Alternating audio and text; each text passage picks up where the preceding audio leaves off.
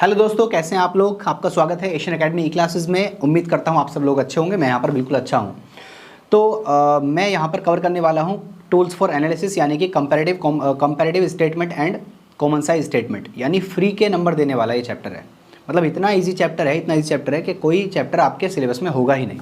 सबसे ज़्यादा easy chapter आपके सिलेबस का यही है और बहुत ज़्यादा स्कोरिंग भी है, यानी मुफ्त के नंबर आपको फ्री के नंबर मिलने वाले हैं।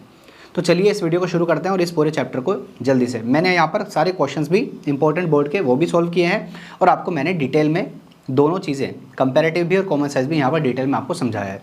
तो चलिए शुरू करते हैं।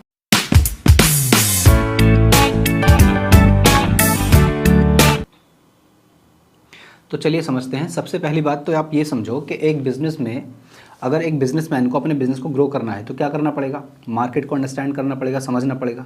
आज के टाइम में क्या है, मार्केट में बहुत ज़्यादा कंपटीशन है। आप इधर से बिज़नेस कर रहे हो, दूसरा आपका कॉम्पिटिटर उधर से बिज़नेस कर रहा है, आप प्राइस कम कर रहे हो, प्राइस इंक्रीज़ कर रहे हो, बहुत सारी चीज़ें होती है। तो एक बिजनेसमैन को अगर अपनी लाइफ में, अपने बिज़नेस में ग्रो करना है तो क्या करेगा, एनालिसिस करेगा, एनालाइज़ करेगा, अपने बिज़नेस को एनालाइज़ करेगा, दूसरे के बिज़नेस को भी एनालाइज़ करेगा।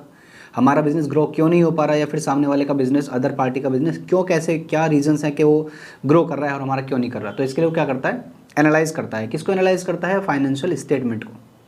किसकी, अपने बिज़नेस की भी फाइनेंशियल स्टेटमेंट को वो एनालाइज़ कर सकता है और वो दूसरे के बिज़नेस के फाइनेंशियल स्टेटमेंट को भी एनालाइज़ कर सकता है।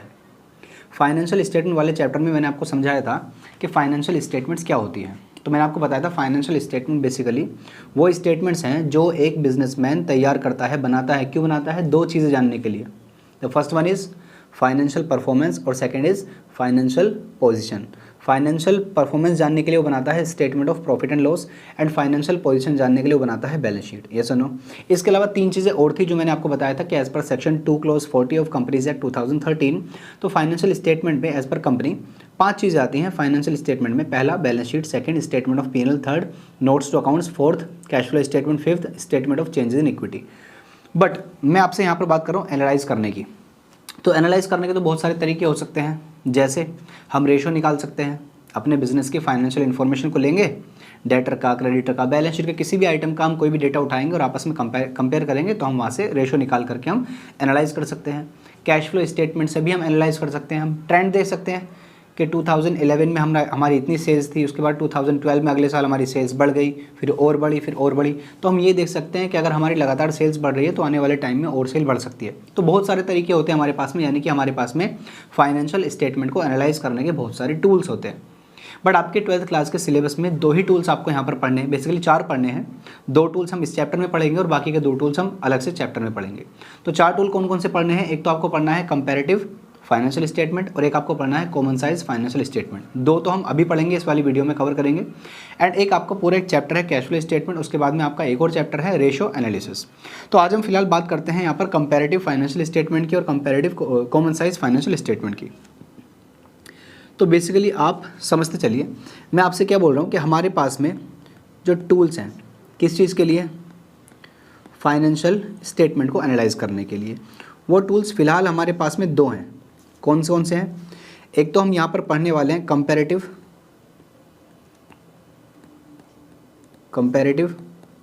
फाइनेंशियल स्टेटमेंट, और उसके बाद हम यहाँ पर पढ़ेंगे कॉमन साइज फाइनेंशियल स्टेटमेंट। ठीक है। अब यहाँ पर वैसे तो फाइनेंशियल स्टेटमेंट के अंदर 5 चीज़ें आती हैं, बट हम यहाँ पर 2 की ही बात करेंगे, एक तो बैलेंस शीट की और एक स्टेटमेंट ऑफ पीएनएल की। तो अगर मैं कंपैरेटिव स्टेटमेंट की बात करूँ तो मैं यहाँ पर बोल रहा हूँ कि फाइनेंशियल स्टेटमेंट में 2 ही चीज़ें हमें यहाँ पर पढ़नी है, एक तो बैलेंस शीट और एक स्टेटमेंट ऑफ पीएनएल। तो अगर मैं बैलेंस शीट की बात करूँगा तो वो हो जाएगा हमारा कंपैरेटिव बैलेंस शीट, और एक हो जाएगा हमारा comparative statement of PNL.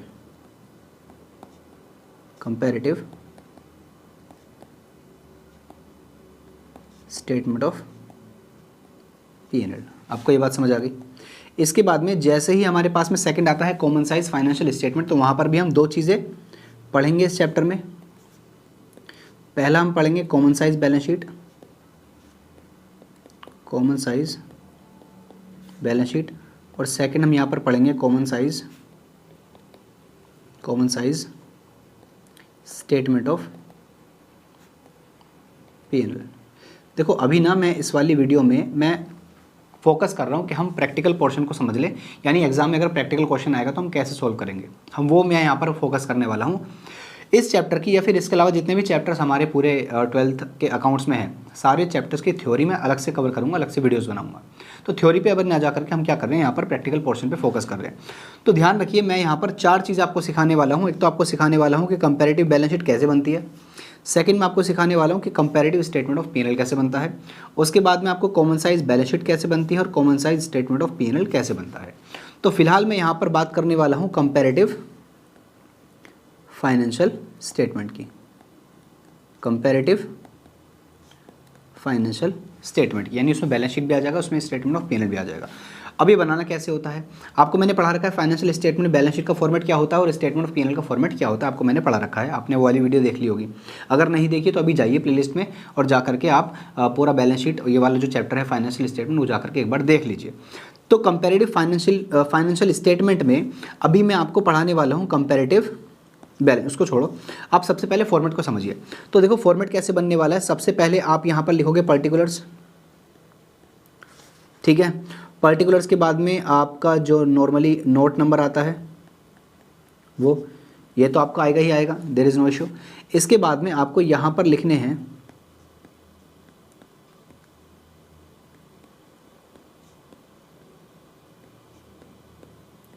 Absolute amount, ठीक है।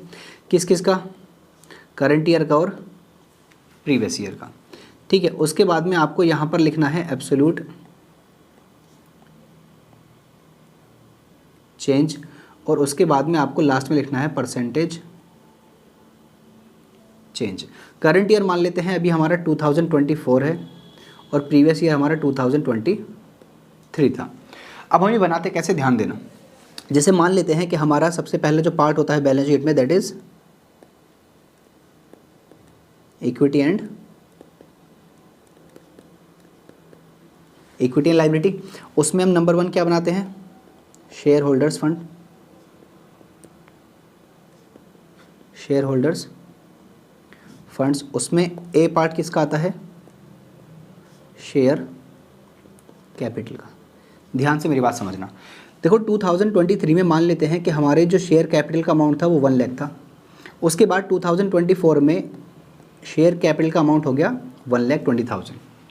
तो मैं आपसे ये पूछ रहा हूँ कि 2023 से लेकर के 2024 तक हमारे शेयर कैपिटल का अमाउंट इंक्रीज़ हुआ है, डिक्रीज़ हुआ है। आंसर इज़ इंक्रीज़ हुआ है। तो कितना इंक्रीज़ हुआ है, तो देखो 1 लाख से बढ़कर 1,20,000 हुआ है, यानी कि हमारा 20,000 इंक्रीज़ हुआ है।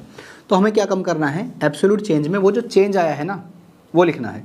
तो कैसे लिखते हैं, 1,20,000 माइनस 1 लाख, यानी करंट ईयर में से आपको प्रीवियस ईयर को आपको लेस कर देना है तो बैलेंस आ जाएगा।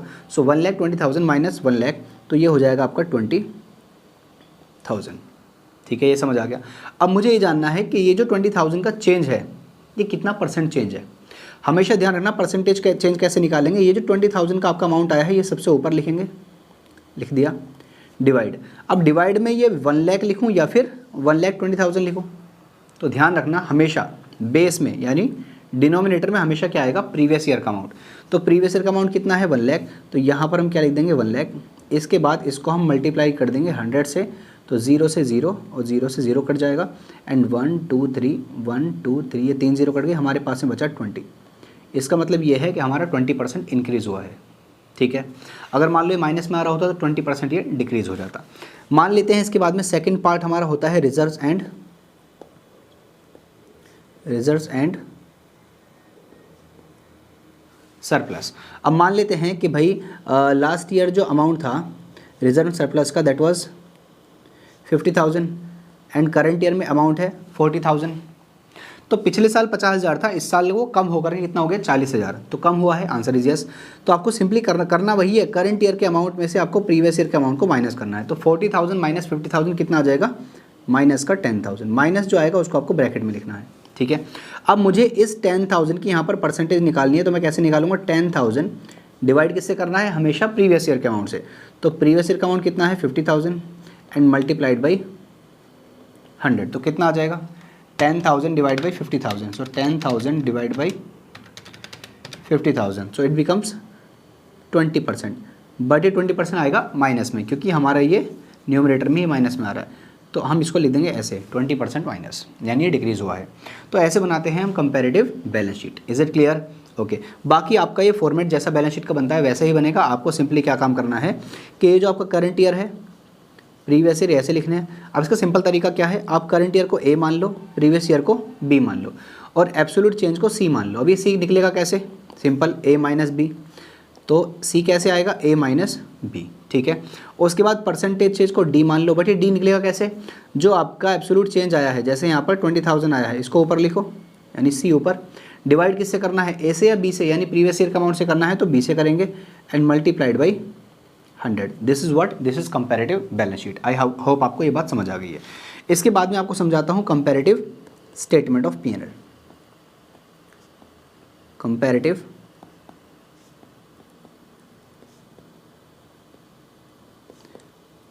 Statement of P&L। अब देखो ये भी ऐसे ही बनेगा। आपको क्या करना है, सबसे पहले यहाँ पर लिखना है पर्टिकुलर्स,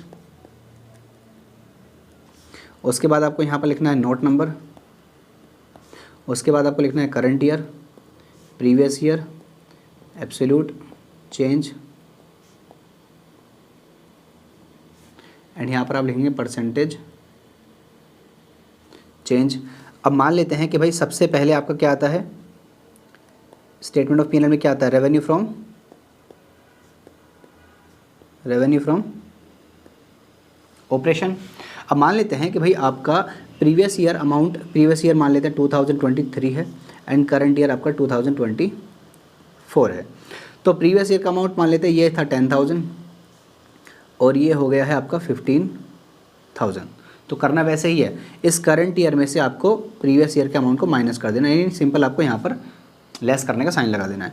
तो 15,000 में से लेस करेंगे 10,000, तो यहाँ पर कितना आ जाएगा 5,000। अब हमें परसेंटेज निकालनी है, तो 5,000 डिवाइड बाई प्रीवियस ईयर का अमाउंट कितना है 10,000 multiplied by 100, it becomes 50%। Plus में आ रहा है मतलब इंक्रीज़ हुआ है, माइनस में आता तो decrease.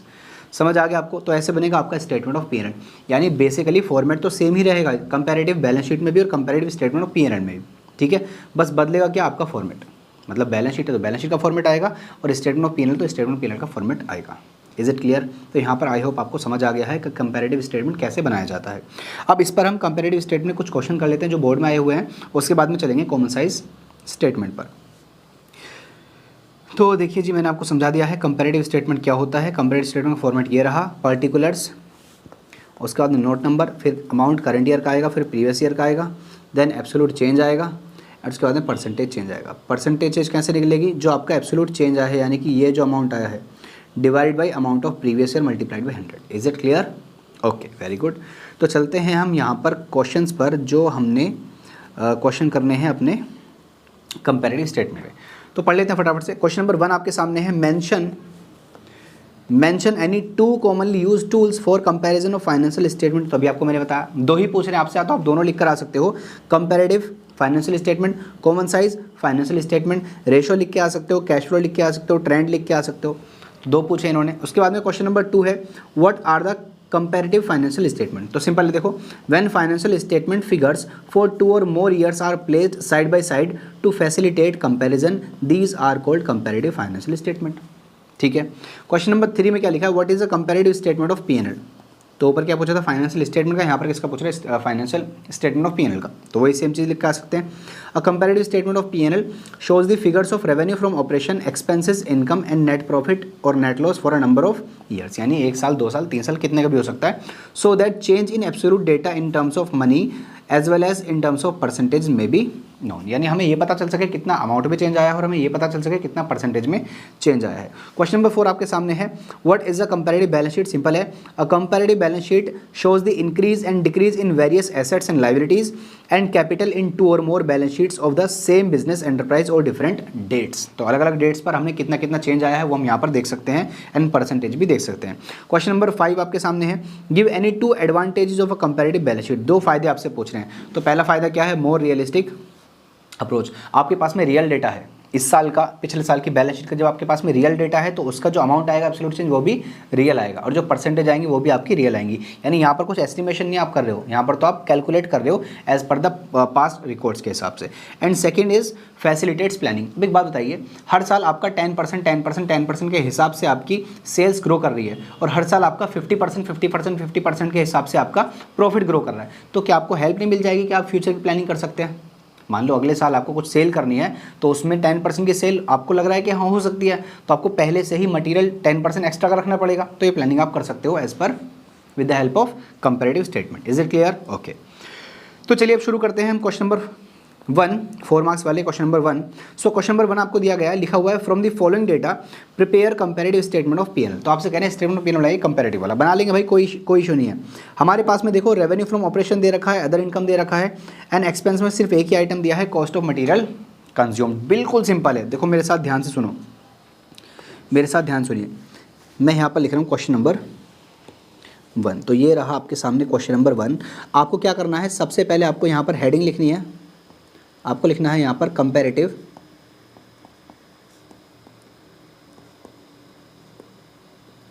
Comparative statement of PNL. फिर आपको यहाँ पर आपको लिखोगे आप पर्टिकुलर्स, उसके बाद यहाँ पर आ जाएगा नोट नंबर। अब आपको ये देखना है करंट ईयर प्रीवियस ईयर कौन कौन से हैं।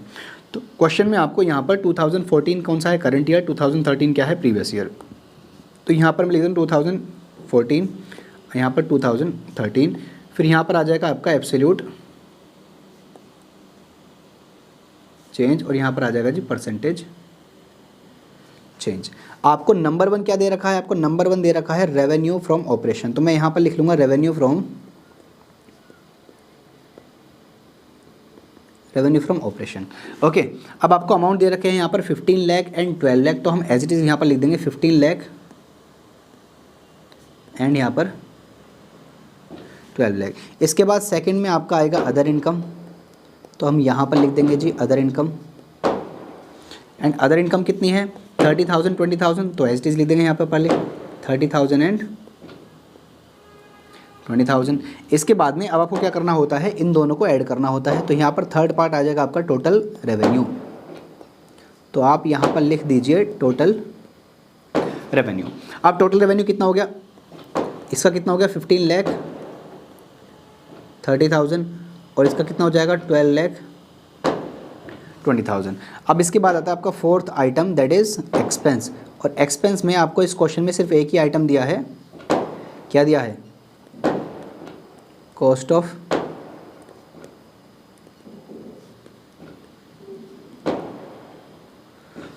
Material consume. कितना है 7 लाख एंड 550। सो ये है आपका 7 लाख एंड ये है आपका 550। ठीक है, अब आप टोटल रेवेन्यू में से टोटल एक्सपेंस को लेस कर दो तो आपके पास में आ जाएगा प्रॉफिट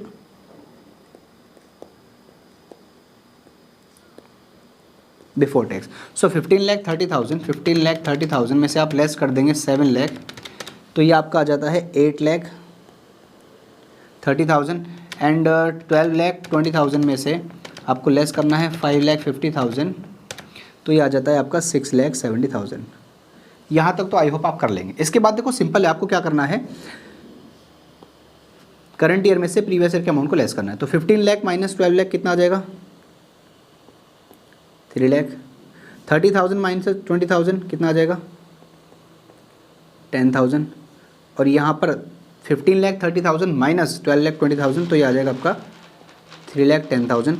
इसके बाद 7 लाख माइनस 5 लाख 50,000,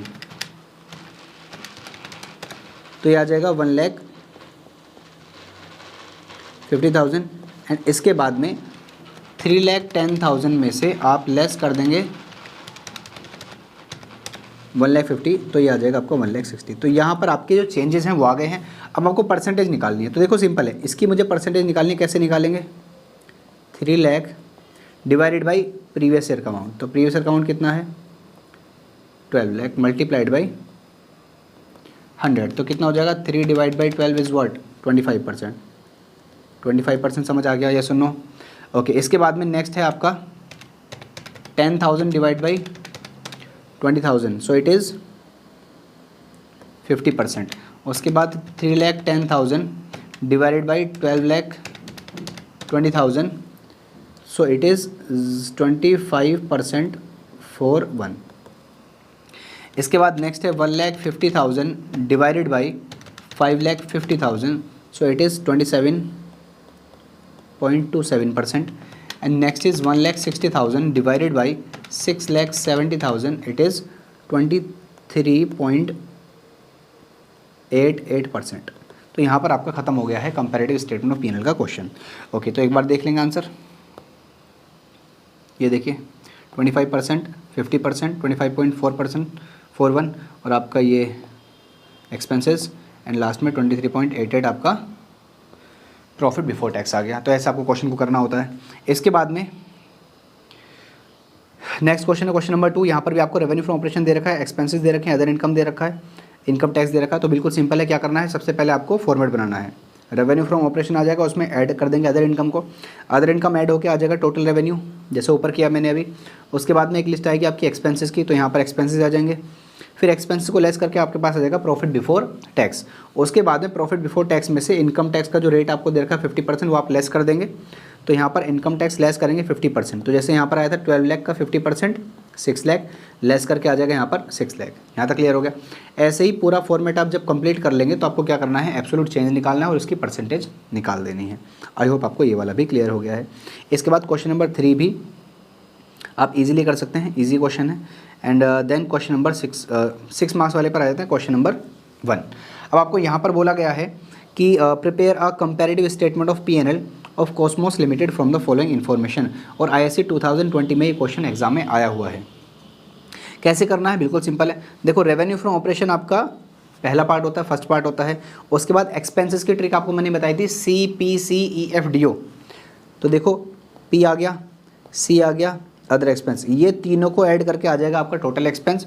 उसके बाद आपका टोटल रेवेन्यू में से, टोटल इनकम में से आप लेस कर देंगे टोटल एक्सपेंसेस, तो आ जाएगा प्रॉफिट बिफोर टैक्स। फिर आप लेस कर देंगे टैक्स रेट, तो आ जाएगा प्रॉफिट आफ्टर टैक्स। ओके, कैसे करना देखिए। सबसे पहले आप लिखेंगे रेवेन्यू फ्रॉम ऑपरेशन, फिर एक्सपेंसेस में जितने भी आपको ये एक्सपेंस दे रखे हैं इनको लिख देंगे। तो यहाँ पर एक्सपेंसेस आप 1 बाई 1, 1 2 3 एक्सपेंस लिख दिए। फिर तीनों को ऐड कर लेंगे तो यहाँ पर टोटल एक्सपेंस आ जाएगा। फिर ये जो ऊपर वाली रेवेन्यू फ्रॉम ऑपरेशन है, ये आपकी टोटल इनकम है, इसमें से लेस कर देंगे आप ये टोटल एक्सपेंस को, तो आपके पास आ जाएगा प्रॉफिट बिफोर टैक्स। फिर इसमें से आपको लेस करना है टैक्स, तो आपके पास आ जाएगा प्रॉफिट आफ्टर टैक्स। उसके बाद सिंपली क्या करना है, आपको एब्सोल्यूट चेंज निकालना है, current year minus previous year, और फिर आपको उसकी परसेंटेज कैलकुलेट कर देनी है। आई होप आपको ये कंपैरेटिव स्टेटमेंट कैसे बनाया जाता है वो समझ आ गया होगा।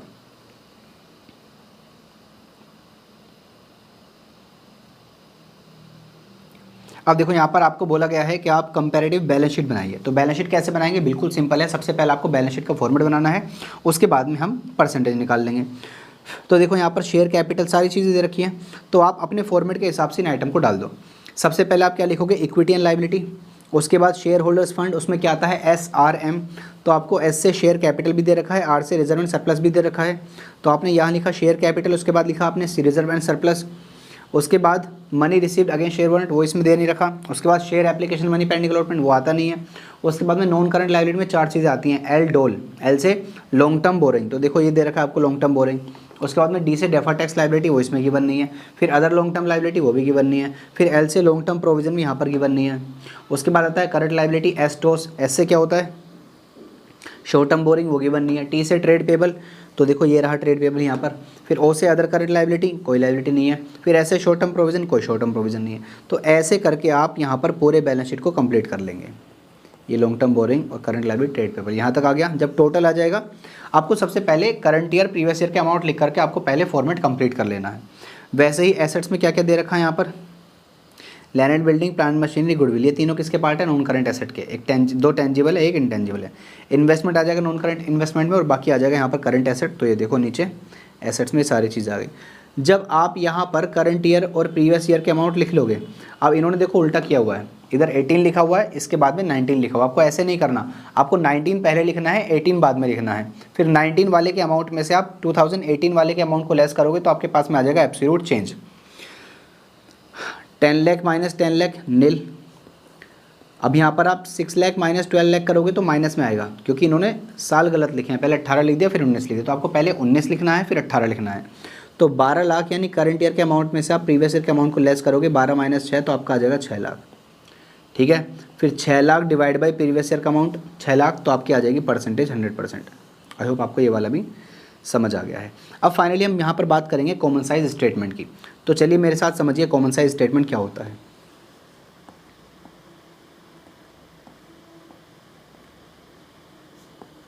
कॉमन साइज फाइनेंशियल स्टेटमेंट, यहाँ पर भी हम दो चीज़ें पढ़ेंगे। एक यहाँ पर हम पढ़ेंगे common size balance sheet, common size balance sheet, और यहाँ पर हम पढ़ेंगे common size statement of P&L। अब देखो ये इंपॉर्टेंट है, इस पर ध्यान देना। सबसे पहले बात कर लेता हूँ मैं यहाँ पर कॉमन साइज स्टेटमेंट की, ये कैसे बनाएंगे उस पर ध्यान देना। जैसे मैं आपको यहाँ पर एक रफली बैलेंस शीट बना रहा हूँ। देखो मान लेते हैं ये आपका फर्स्ट पार्ट क्या है, इक्विटी एंड लायबिलिटी। इसके बाद इसमें नंबर 1 में क्या आता है, शेयर होल्डर्स फंड,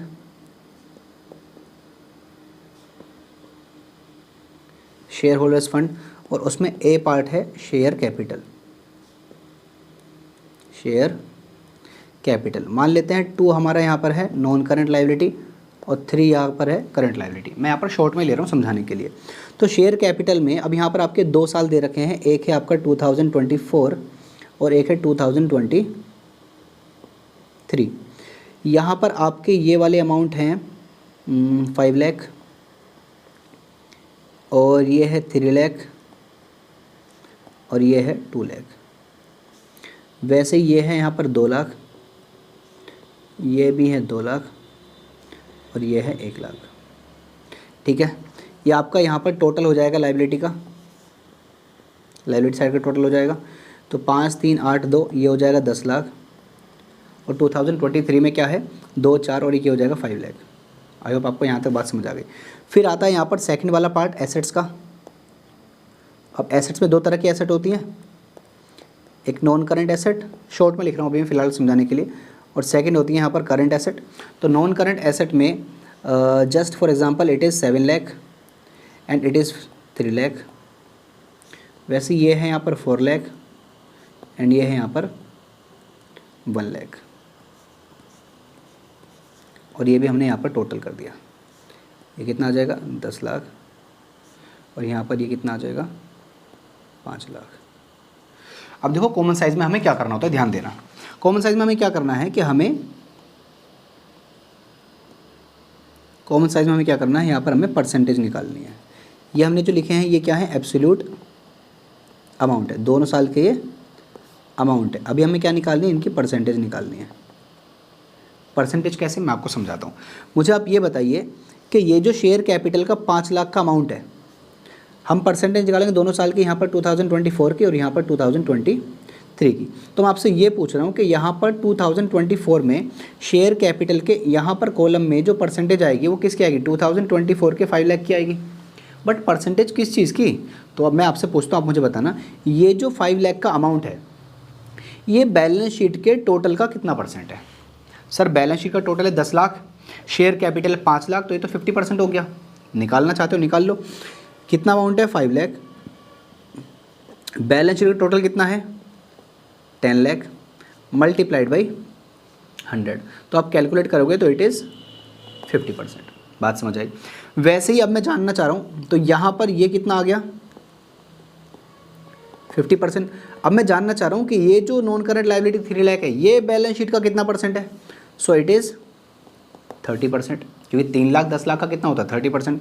अब मैं ये जानना चाह रहा हूँ कि ये जो 2 लाख है ये 2 लाख बैलेंस शीट के टोटल का कितना परसेंट है। सो सर 2 लाख 10 लाख का 20% है। अब मैं आपसे पूछना चाह रहा हूँ कि ये 10 लाख जो टोटल है ये बैलेंस शीट के टोटल का कितना परसेंट है। सर 10 लाख का तो 100% ही होगा, ऑब्वियस ही बात है। तो आप यहाँ भी ऐड करके देखेंगे तो 50 30 एंड 20 कितना हो जाता है 100%। आई होप आपको ये बात समझ आ गई। अब मैं आपसे ये पूछता हूँ कि ये जो 7 लाख का अमाउंट है ये बैलेंस शीट के टोटल का कितना परसेंट है। तो सर 7 लाख बैलेंस शीट का टोटल है 10 लाख, तो 7 लाख 10 लाख का 70% होता है। Very good.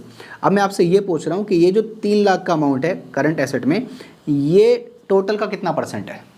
कितना परसेंट है? 30%। ऑब्वियस सी बात है, तो यहाँ पर मैं लिख दूंगा 30% एंड वापस से ये कितना आ जाएगा यहाँ पर? 100%। ओके, जैसे हमने यहाँ पर 2024 के परसेंटेज निकाली है, अब मैं आपको कैलकुलेट करवाता हूँ 2023 की परसेंटेज। तो आप मुझे बताइए जो 2 लाख का अमाउंट है शेयर कैपिटल का, ये बैलेंस शीट का टोटल 5 लाख, उसका कितना परसेंट है? तो निकाल लेंगे। कैसे निकालेंगे? 2 lakh divide by balance sheet का total 5 lakh multiplied by 100, so it becomes 40%। तो वैसे ही हम कैलकुलेट कर लेंगे, तो ये हो जाएगा यहाँ पर 40%। अब क्योंकि ये भी 2 लाख है तो ये भी कितना आएगा? 40%। और ये 1 लाख है तो 1 लाख 5 लाख का कितना होता है? 20%। तो ये 40 एंड 20 कितना हो जाएगा? 100%। अब वैसे ही आपको यहाँ पर निकालनी है 4 लाख 5 लाख का 80% एंड 1 लाख 5 लाख का 20%, तो ये भी कितना हो गया? 100%। आई होप आपको ये बात समझ आ गई है। ओके, तो ये तो हो गई बैलेंस शीट जैसे हम बनाते हैं कॉमन साइज स्टेटमेंट की। अब मैं आपको बताता हूँ कि स्टेटमेंट ऑफ P&L कैसे बनाना है कॉमन साइज का। तो यहाँ पर हम लिख लेते हैं common size statement of P&L। अब सिंपल देखो क्या करना है आपको। सबसे पहले पर्टिकुलर्स, फिर आपका ये नोट नंबर, एंड यहाँ पर मैं ले रहा हूँ 2024, यहाँ पर ले रहा हूँ 2023, और वापस से यहाँ पर 2024 एंड 2023। यहाँ पर आते हैं आपके एब्सोल्यूट अमाउंट और यहाँ पर आते हैं परसेंटेज। ओके, ध्यान देना। सबसे पहले यहाँ पर क्या आता है? Revenue from operation. इसके बाद यहाँ पर सेकंड क्या आता है? Other income. उसके बाद यहाँ पर थर्ड में क्या आता है? Total revenue. इसके बाद यहाँ पर फोर्थ में आता है एक्सपेंसेस। अब एक्सपेंसेस में बहुत सारी चीज़ें आती हैं, CPC EFD आपको मैंने बताया था, तो सारी चीज़ें मैं यहाँ पर समझाने के लिए एक ही ले रहा हूँ। अब यहाँ पर आपका फिफ्थ पार्ट आएगा, यहाँ पर PBT यानी प्रॉफिट बिफोर टैक्स, उसमें से हम लेस कर देंगे टैक्स, तो आपका नेक्स्ट आ जाएगा सिक्स्थ पार्ट PAT यानी प्रॉफिट आफ्टर टैक्स। तो मेरी बात को प्लीज़ ध्यान से सुनना। मैं बोल रहा हूँ कि रेवेन्यू फ्रॉम ऑपरेशन जो है वो यहाँ पर 1 लाख थे, और आपकी जो अदर इनकम है दैट इज़ 20,000, तो टोटल रेवेन्यू कितना हो जाएगा? 1,20,000। ओके, अब एक्सपेंसेस मान लेते हैं, हमारा एक्सपेंसेस है 70,000, तो आपका प्रॉफिट बिफोर टैक्स कितना आएगा? 1,20,000 माइनस 70,000, इट बिकम्स 50,000। अब मान लेते हैं जो आपका टैक्स है वो 20% है, तो 50,000 का 20% 10,000, तो प्रॉफिट आफ्टर टैक्स कितना आ जाएगा? 40,000। आई होप आपको ये वाली बात तो समझ आ गई है। अब यहाँ पर 2023 के एग्जांपल में कुछ भी अमाउंट ले लेते हैं हम यहाँ पर। जैसे मान लेते हैं कि ये 2 लाख है, ठीक है, और ये यहाँ पर 50,000 है अदर इनकम, तो आपकी टोटल इनकम कितनी होगी? 2,50,000। एंड फॉर एग्जांपल आपकी जो एक्सपेंस है दैट इज़ 1,50,000, तो आपका जो प्रॉफिट बिफोर टैक्स आएगा वो 2,50,000 में से 1,50,000 लेस करेंगे तो ये आ जाएगा 1 लाख। अब 20% टैक्स देंगे तो लेस कर दिया आपने 20,000, एंड आपके पास में प्रॉफिट आफ्टर टैक्स आ जाएगा 80,000। अब आपको देखो यहाँ पर क्या करना है। अब यहाँ 2024 में जो आएंगी परसेंटेज, किसकी आएंगी? 2024 वाले अमाउंट्स की परसेंटेज आएंगी, ये चीज़ दिमाग में रखना आप। तो परसेंटेज निकालेंगे कैसे? मतलब बेस किसको लेंगे? जैसे हमने बैलेंस शीट में बेस किसको लिया? टोटल को, टोटल ऑफ बैलेंस शीट को। तो यहाँ पर बेस यानी डिवाइड में किसको लेंगे? तो सिंपल है, हमें यहाँ पर 1 लाख की परसेंट निकालनी है, बट डिवाइड में किसको लिखेंगे? देखो मैं यहाँ पर लिखूँगा 1 लाख, डिवाइड में कुछ अमाउंट आएगा उसको बेस बोलते हैं, मल्टीप्लाइड बाई 100। अब क्वेश्चन यही है कि मैं डिवाइड में किसको लूँ? बैलेंस शीट में तो बैलेंस शीट टोटल को लेते हैं, यहाँ पर किसको लें? तो ध्यान रखना यहाँ पर हर एक की परसेंटेज निकालने के लिए हम डिवाइड में हर बार रेवेन्यू फ्रॉम ऑपरेशन को ही लेंगे। किसको? रेवेन्यू फ्रॉम ऑपरेशन को। यानी हम यहाँ पर ये चेक करना चाहते हैं कि कोई भी अमाउंट, कोई भी आइटम रेवेन्यू फ्रॉम ऑपरेशन का यानी कि सेल्स का कितना परसेंट है। अच्छा, तो देखो यहाँ पर ही कितना आएगा? 1 लाख, डिवाइड में कितना लेंगे? 1 लाख, क्योंकि रेवेन्यू फ्रॉम ऑपरेशन ही लेना है। तो 1 lakh divide by 1 lakh into 100, तो ये कितना आ जाएगा? 100%। अब मुझे जानना है कि ये 20,000 रेवेन्यू फ्रॉम ऑपरेशन का कितना परसेंट है, क्योंकि डिवाइड में क्या आएगा हर बार? Revenue from operation. तो कैसे कैलकुलेट करेंगे? 20,000 डिवाइडेड बाई 1,00,000 मल्टीप्लाइड बाई 100, तो कितना हो जाएगा 20%। तो यहाँ पर ये कितना हो गया 20%। अब वैसे ही अब मुझे यहाँ की परसेंटेज निकालनी है ये वाले अमाउंट की 1,20,000 की, तो कैसे निकालूंगा? ईजी, बिल्कुल ऐसे निकालेंगे 1,20,000 डिवाइडेड बाई, ध्यान रखना हर बार डिवाइड में आपका रेवेन्यू फ्रॉम ऑपरेशन ही आएगा उस साल का। तो यहाँ पर इस साल का रेवेन्यू ऑपरेशन कितना है 1,00,000, तो हर बार डिवाइड में 1,00,000 ही आएगा। तो यहाँ पर हम लिखेंगे 1,00,000 मल्टीप्लाइड बाई 100, तो ये कितना हो गया 120%। क्लियर? ओके। इसके बाद अब मुझे क्या करना है, मुझे अब ये वाले अमाउंट की परसेंटेज निकालनी है। तो कैसे निकालूंगा? 70,000 डिवाइडेड किसको लेना है? हर बार रेवेन्यू फ्रॉम ऑपरेशन को, यानी कि 1,00,000 को, मल्टीप्लाइड बाई 100, तो कितना हो गया 70%। आई होप आपको ये वाली बात भी समझ आ गई है। अब मुझे यहाँ पर निकालना है इसका 50,000 का। सो 50,000 डिवाइडेड बाई 1,00,000 कितना आ जाएगा 50%, ये सुनो, तो ये हो गया 50%। अब मुझे ये 10,000 का चेक करना है इसका, तो डिवाइड में क्या लूँगा 1,00,000 ही लेना है हर बार।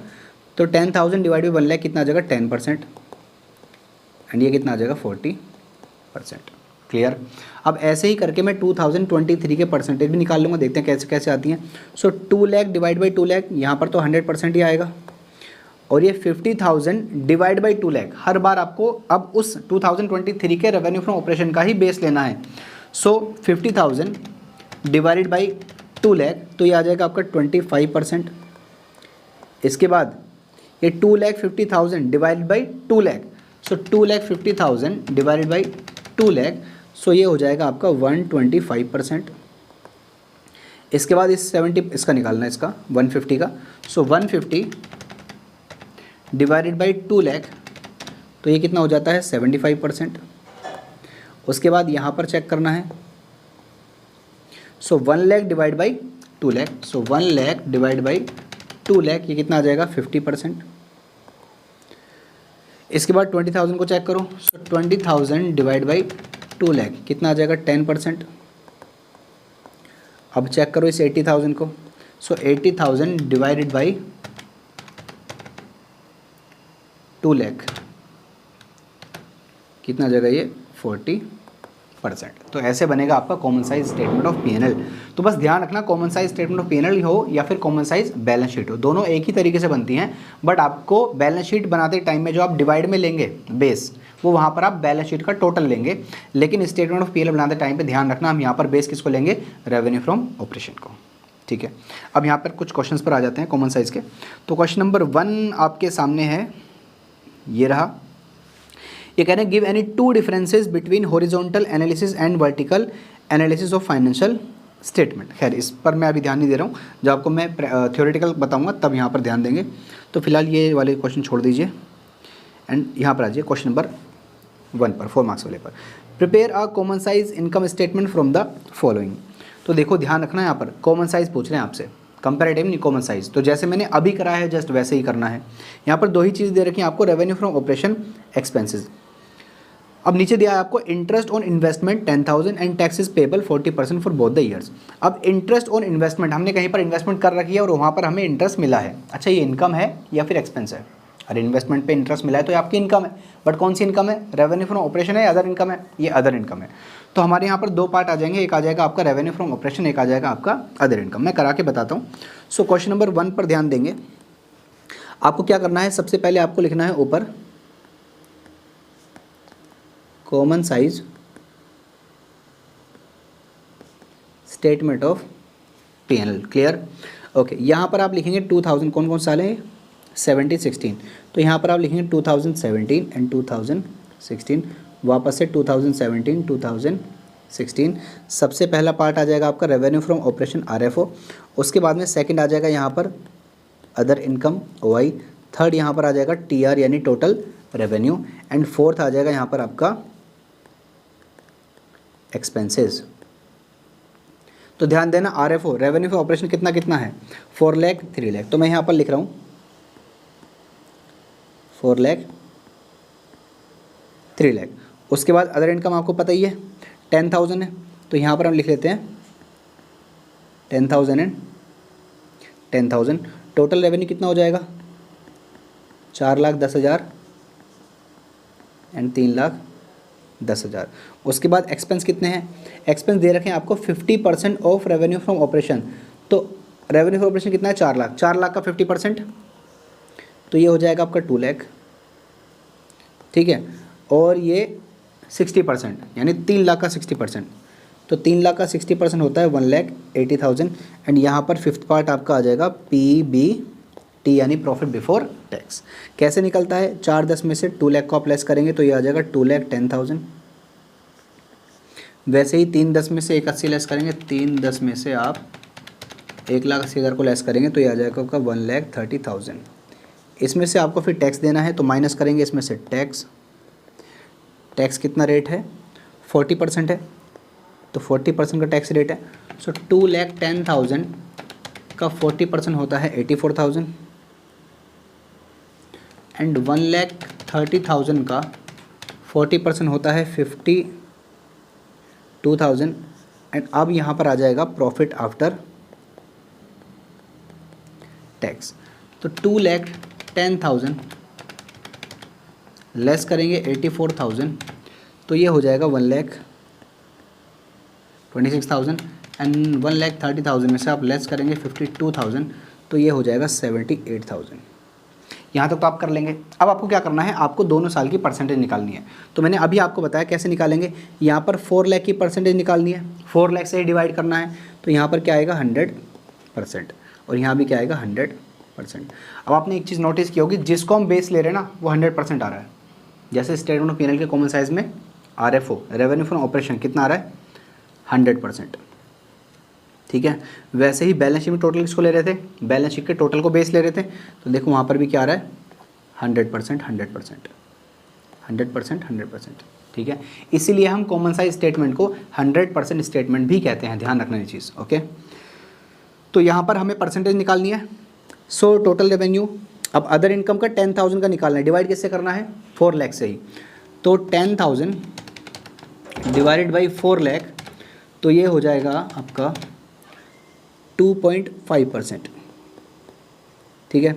अब मुझे इसका निकालना है, इसके 10,000 का। सो डिवाइड किससे करूँगा, ऊपर के 3 लाख से। सो 10,000 डिवाइड बाई 3 लाख ये हो जाएगा 3.33%। अब ये निकाल लेते हैं। सो 4,10,000 डिवाइड बाई 4 लाख तो ये हो जाता है आपका 102.5% एंड 3,10,000 का डिवाइड बाई 3 लाख तो ये हो जाएगा 103.33%। अब मुझे इसका निकालना है 2 लाख का, डिवाइड किससे करना है इस साल के रेवेन्यू फ्रॉम ऑपरेशन से। सो 2 लाख डिवाइडेड बाई 4 लाख तो ये कितना हो गया 50% एंड 1,80,000 डिवाइडेड बाई 3 लाख ये कितना हो जाएगा 60%। अब मुझे निकालना है इस वाले 2,10,000 का, डिवाइड किससे करूँगा 4 लाख से, और इसका निकालेंगे तो डिवाइड किससे करेंगे 3 लाख से। बस ये चीज़ ध्यान रखना आप। सो 2,10,000 डिवाइडेड बाई 4 लाख तो ये हो जाता है 52.5%, 52.5% एंड 1,30,000 को डिवाइड करेंगे हम 3 लाख से तो ये हो जाता है 43.33%, ठीक है। इसके बाद हम 84,000 को डिवाइड करेंगे 4 लाख से तो ये हो जाता है 21% एंड 52,000 को हम डिवाइड करेंगे 3 लाख से तो ये हो जाता है 17.33% एंड फाइनली हम यहाँ पर ये भी कैलकुलेट कर लेते हैं कि 1,26,000 divided by 4 lakh is 31.5% and ये 78,000 divided by 3 lakh it becomes 26%। तो ऐसे आपको क्वेश्चन को सोल्व करना है, ये देख लीजिए आपके आंसर्स, ठीक है, ओके। इसके बाद क्वेश्चन नंबर 2, क्वेश्चन नंबर 2 आपको मैं समझा देता हूँ, एक बार आप प्लीज़ इसको ट्राई कर लीजिएगा, हो जाएगा, इजी है, बट आपको बता देता हूँ मैं। यहाँ पर लिखा है रेवेन्यू फ्रॉम ऑपरेशन जो है वो अदर इनकम का कितना परसेंट है 200%। अब देखो अदर इनकम कितनी है 2 लाख, तो 2 लाख का 200% कितना हो जाएगा 4 लाख, ये अमाउंट आप यहाँ से निकाल सकते हैं। वैसे इसमें 1,50,000 का 200% यानी डबल, ये कितना हो जाएगा 3 लाख, तो आपका अमाउंट पता चल गए। उसके बाद में cost of material consumed, revenue from operation का, ऑपरेटिंग रेवेन्यू का कितना परसेंट है, 60%। तो 4 लाख का 60% ये हो जाएगा 2,40,000। उसके बाद में 3 लाख का 50%, 1,50,000। क्लियर। अब ये कह रहे हैं जो अदर एक्सपेंस है ना वो मटेरियल कॉस्ट का 10% है, तो मटेरियल कॉस्ट ये वाली है। तो आपको अगर 2,40,000 पता चल गया तो 2,40,000 का आप 10% निकाल सकते हो, कितना आएगा, 24,000। वैसे ही 1,50,000 का 20% निकाल सकते हो, कितना आएगा, 30,000। अब टैक्स रेट आपको दे ही रखा है, तो आपको मैंने यहाँ पर अमाउंट निकालने बता दिया, अब आप इसको इजीली कर सकते हैं। ठीक है, अब यहाँ पर भी एक बार इसका सॉल्यूशन देख सकते हैं। ओके, इसके बाद क्वेश्चन नंबर 3 एकदम से इजी क्वेश्चन है, बैलेंस शीट वाला क्वेश्चन है। तो ध्यान रखना, ये रहा आपका क्वेश्चन, आपने पहले बनाया फॉर्मेट बैलेंस शीट का, शेयर कैपिटल आ गया, ये आ गया, ये आ गया। अब आपको परसेंटेज कैसे निकालनी होती है मैंने आपको बताया, जैसे इस 1,50,000 की निकालनी है, डिवाइड किससे करना है, बैलेंस शीट के टोटल से। तो 1,50,000 डिवाइड बाई 2 लाख कितना आ गया, 75%। वैसे ही इस 30,000 को डिवाइड करेंगे 2 लाख से, कितना आ जाएगा, 15%। वैसे ही अब इस 20,000 को डिवाइड करेंगे 2 लाख से, कितना आ जाएगा, 10%। और 2 लाख को 2 लाख से ही डिवाइड करें, कितना आएगा, 100%। वैसे आप यहाँ पर भी देख सकते हो, ये कैसे आया, 1,20,000 को हमने डिवाइड किया 1,90,000 से, कितना आ गया, 63.16%। अब ये वाला कैसे निकालना है, तो 30,000 को डिवाइड कर देंगे हम 1,90,000 से, तो ये आ जाएगा 15.79%। तो ऐसे करके आप बैलेंस शीट को भी सोल्व कर सकते हैं। ठीक है, अब 6 मार्क्स वाले क्वेश्चन में क्वेश्चन नंबर 1 आपसे कॉमन साइज बैलेंस शीट पूछ रहा है, तो आप सबसे पहले बैलेंस शीट बनाएंगे, उसके बाद में कॉमन साइज बना लेंगे। ठीक है, एक बार आप ट्राई करेंगे तो ये हो जाएगा, इजी है, कोई दिक्कत नहीं है। अदरवाइज़ आपको दिक्कत आती है तो मेरे व्हाट्सएप पे आप मुझे डाउट सेंड कर दीजिए, मैं आपको सॉल्व करके भेज दूँगा। ठीक है, तो यहाँ पर हमारा ये वाला चैप्टर भी फिनिश हो जाता है। ठीक है, तो आई होप आपको ये वाला चैप्टर अच्छे से समझ में आया होगा। अगर आपको अच्छे से समझ में आया है तो प्लीज़ अब आपकी बारी है, मेहनत करिए, बोर्ड में अच्छा स्कोर करना है आपको। ठीक है, तो मिलते हैं आपको नेक्स्ट वीडियो में, तब तक के लिए जय हिंद।